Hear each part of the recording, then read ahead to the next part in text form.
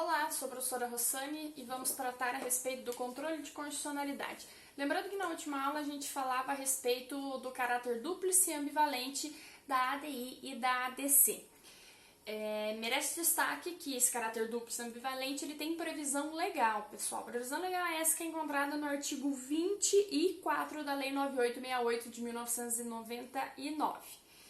Dando sequência aqui ao nosso conteúdo, vamos dar aqui destaque hoje para os pressupostos de admissibilidade das ações relacionadas ao controle concentrado e também abstrato.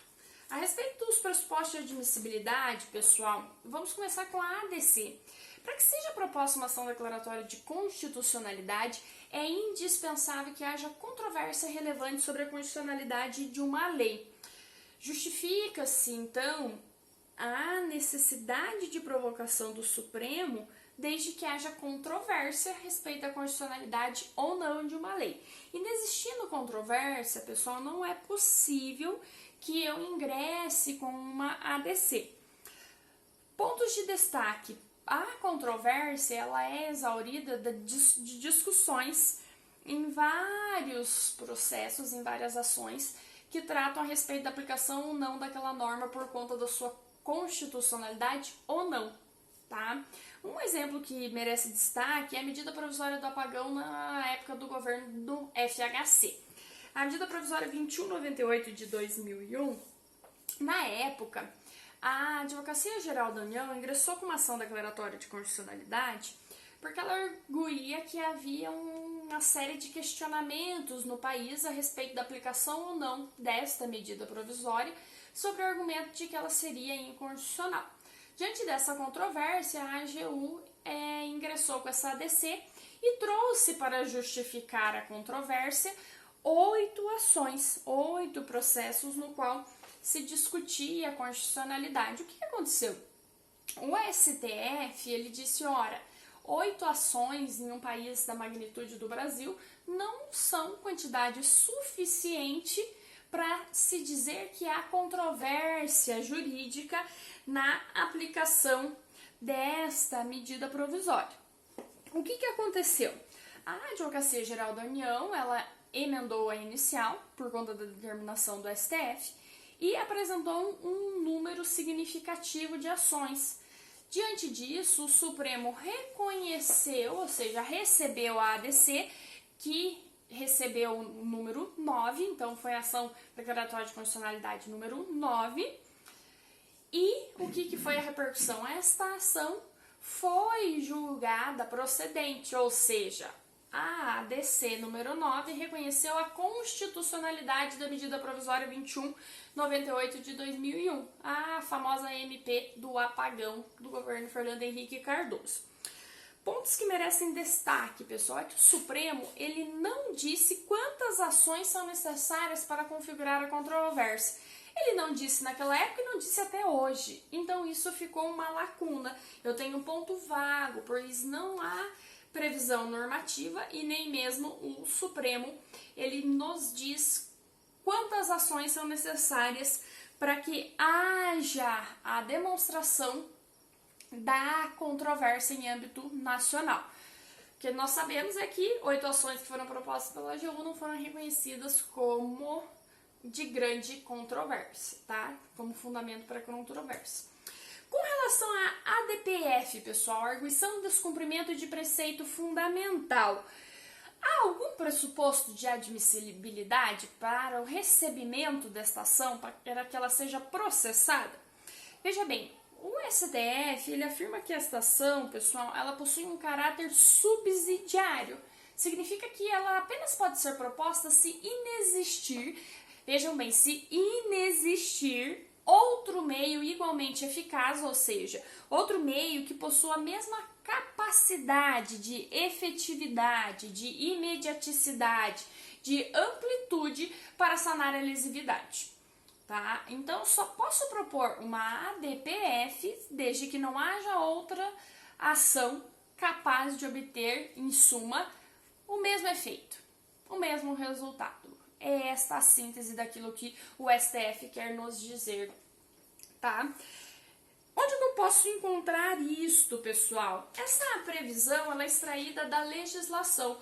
Qual lei que me diz a respeito da ADPF, pessoal? Se vocês puderem, eu falo isso toda a aula, acompanharem comigo na legislação, isso vai facilitar muito. Peguem a Lei 9882 de 1999 e abram lá no artigo 4º, por gentileza. Se vocês forem lá no artigo 4º, vocês vão observar que lá diz que a petição inicial será indeferida liminarmente pelo relator quando não for caso de arguição ou descumprimento de preceito fundamental, faltar algum dos requisitos prescritos nessa lei ou força maior. E aquilo que importa para nós, parágrafo 1º, artigo 4º, parágrafo 1º, não será admitida a arguição de descumprimento de preceito fundamental quando houver, grifem, qualquer outro meio eficaz de sanar a lesividade. Então vejam bem que esse caráter subsidiário da ADPF, pessoal, ele é extraído da própria legislação. Então eu tenho um mandamento legal que impõe esse caráter subsidiário da ADPF, tá bem? Dando continuidade ao nosso estudo, eu sugiro que vocês efetuem a leitura da ADPF 128, que trata a respeito dessa demonstração do caráter subsidiário da ADPF, tá? Tem uma discussão muito interessante a respeito dela. A ADI, pessoal, possui pressuposto de admissibilidade ou não? Veja bem, a ADI, ela tem por escopo garantir a rigidez do próprio sistema constitucional, assim como as demais ações. Mas aqui, como eu estou tratando da inconstitucionalidade em tese de uma norma, de um ato normativo, de uma lei, então aqui não há pressuposto de admissibilidade. Então anotem aí que a ADI não tem pressuposto de admissibilidade. Tranquilo? Dando sequência ao nosso estudo, pessoal, vamos falar um pouquinho a respeito do princípio da fungibilidade. É possível que uma dessas ações seja recebida de uma forma ou de outra, ou seja, vamos pensar que uma ADI seja recebida como ADO, ou que uma ADI seja recebida como ADPF, uma ADPF como ADI, uma ADI como ADO, ADC, é possível. Lembrando que ADO, estou falando da ação declaratória de inconstitucionalidade por omissão, tá? Veja bem, o STF, pessoal, ele tem admitido que haja uma conversão entre essas ações do controle concentrado e abstrato, se valendo do princípio da fungibilidade justamente. Mas o STF diz que não é possível aceitar a aplicação do princípio da fungibilidade quando se está diante de um erro grosseiro. Tratando-se de erro grosseiro, então, o STF diz que não é possível me valer do princípio da fungibilidade. O ministro Marco Aurélio, recentemente, pessoal, ele inclusive não admitiu